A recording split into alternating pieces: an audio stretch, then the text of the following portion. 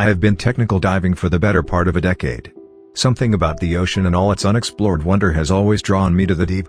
An entire uncharted, alien world lurks just beneath us, just waiting to reveal its mysteries to those daring enough to take the plunge. I guess you could say that diving is my passion. It has been my entire adult life. Now I can't even bring myself to go near the deep end of the pool without having a panic attack. It all started when one of my best buddies approached me with the idea to go on a little excursion. Todd had a fairly formidable boat that he carved out a living with by engaging in, let's just say, less than legal activities. Anyway, some reputable character that Todd helps move cargo into the country had told him about a cave several miles off the coast of his own country. Truth be told, no matter how much time I spend on the background of how we found ourselves 100 feet below sea level, I'll still never understand why or how I agreed to such a misguided idea. It hardly matters now. At 99 feet below sea level, the pressure on your body normally felt by the atmosphere is quadrupled. The sunlight feebly attempts in vain to penetrate the blackness. Darkness rules there and creatures of the dark are all that inhabit it. I checked my depth and air pressure gauges and looked up to see Todd hand signaling me to follow him to the mouth of the cave. I flutter-kicked silently forward, floating just above the seaweed and silt-covered ocean floor, taking in as much of the world as my low-profile, narrow-lens mask would let me. When we reached the mouth of the cave, Todd dropped to the floor and clipped his line to a formation near the entrance. This is a very important step in cave diving. That line was our only way back out of the system. I held my light on his hands while he worked, but my gaze drifted back to the mouth of the cave. The darkness was just as oppressive as always, but there was something strange. I couldn't put my finger on it at the time. The ominous black maw was somehow more intense than it should be. Then I heard it. A low-pitched roar from out of the deep. A thunderous echo sounded from so far below, it was a whisper by the time it reached us. That's the strange thing about your hearing when you dive that far down. You don't just hear, you feel. You feel it in your chest, in your bones. The noise echoed through me and I felt my stomach drop. We hadn't come this far for nothing though, and we dutifully pressed on. Todd held the line and made entrance first, and I followed behind, my hand trailed along the line as it unfurled. With graceful strokes, we kicked only about 30 to 40 feet into the system before my light caught a silver glint out of the backdrop of darkness and neutral-toned rock formations.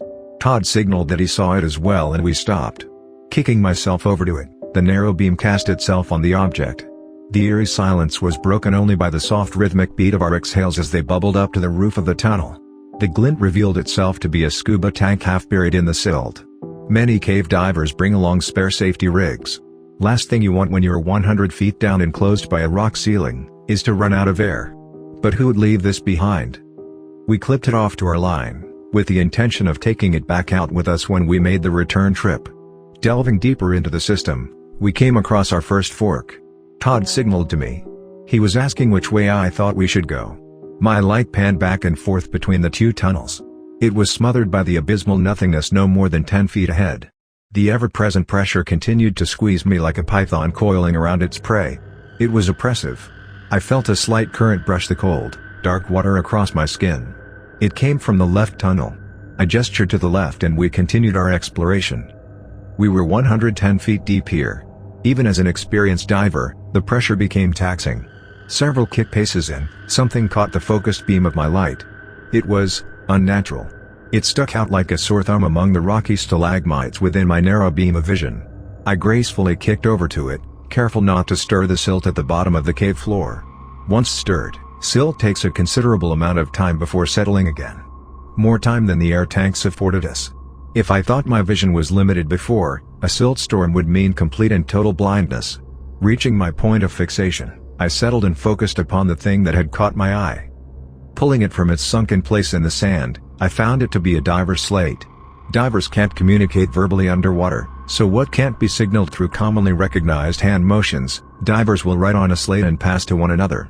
Shining my narrow beam onto its surface, I made out the hastily written words. Size, refrigerator. Smooth black skin. Dolphin-like but some humanoid features. Opposable thumbs? Chilled, I passed the slate to Todd, who read it and after glancing worriedly toward me, tucked it away in his gear pouch. We pressed forward. As we neared the end of the tunnel, the walls began narrowing until they pressed against my shoulders. At one point, it became so narrow that I had to remove my tank and pass it through the opening before trying to slither through myself. For a brief moment, I became stuck. The familiar panic set in. I took several slow breaths to calm myself. Then I exhaled every bit of air in my lungs and at last managed to become just slender enough to barely push myself through. On the other side of this obstacle, the system opened up. We found ourselves on a small ledge that dropped off into a large chamber. Shining my light around the perimeter, I noted the horizontal boundaries. Turning my narrow beam down toward what should have been the floor of the chamber, my light was snuffed out by the overwhelming blackness. To this day, I have no idea how impossibly deep it could have stretched. I settled down to the bottom of the ledge to peer over the edge. The moment my knees touched the sand, I realized my right knee was landing on something hard. Reaching into the sand, I grabbed at it and pulled it from its burial place. It was a video camera. Clearly a high-end one too. Whoever made it this far before must have wanted to document their expedition. Fumbling with the buttons, I switched it on and positioned my light on the playback screen so I could see the last recorded video. The video started and I recognized the side of the obstacle we had just pressed our way through. The frame reached the end of the ledge we now found ourselves on and then began panning around the room. It's eerie to watch a video underwater. With no sound, it had all the effect of a silent horror film. The deja vu sense I had seeing the surroundings that I was currently in didn't put me at ease. The frame then panned down to the bottom of the cavern and back up from the abyss to rest on the figure of a diver positioned next to the cameraman. Clearly it was the dive buddy of whoever was shooting. The diver in the frame looked toward the camera, when suddenly a strange dark figure shot across the frame and out of view. At first the diver appeared just as he was a moment before. Then he clutched his throat. He clasped both hands to his neck as if he was choking. Then wisps of dark red blood stretched out from around his grip, like malevolent fingers spreading their reach across the dark water. The figure rocketed across the frame again from a new direction and out of sight. The diver's mask and regulator were gone now and so was a large, haphazardly torn portion of his face. The camera frame shook in obvious shock as the blood swirled violently, dyeing the water in view.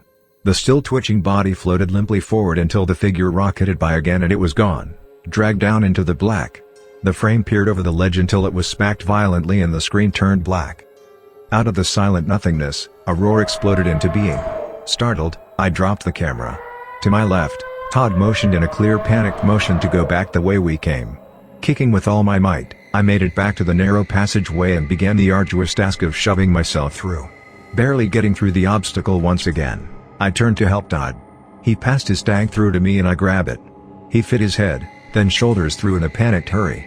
His body filled up the entirety of the passageway and I could only see his head poking out through the rocks. But before he could gain any more ground, his head jerked in a sickening way. Bubbles exploded from his regulator as he screamed in pain. Blood seeped through the opening and began staining the water around us red. Helplessly I tried to tug him through, but as I pulled, I felt something pulling back the other way. Todd's regulator flooded the chamber with purged air bubbles as his screams of pain propelled them violently toward the roof of the tunnel. The regulator dropped from his mouth and his head dropped lifelessly down.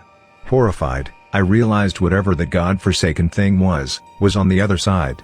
The lifeless corpse of my friend was the only thing barring it from pursuing me. The aquatic roar sounded loudly as more blood poured into my side of the obstacle. I realized this was my chance. It is with shame I admit that I left my friend there so I would have time to make my escape. My heart pounded as I swam with all my might to the mouth of the cave system. Foolishly, I made an emergency ascent to the surface, not stopping to decompress. It was worth the risk of the bends just to get the hell out of that fucking water. It's been a month since then. I finally recovered from the bends after spending what felt like forever in a hyperbaric chamber. I can no longer bear the thought of swimming, let alone diving. I can't even explain why. All the proof I had of that wretched thing is buried in that cave with the body of my friend. I couldn't keep this to myself. I barely cling to my sanity as is. I had to tell someone. Somehow. So I will post it here. Hopefully this will be a warning to all those seeking the mysteries of the deep.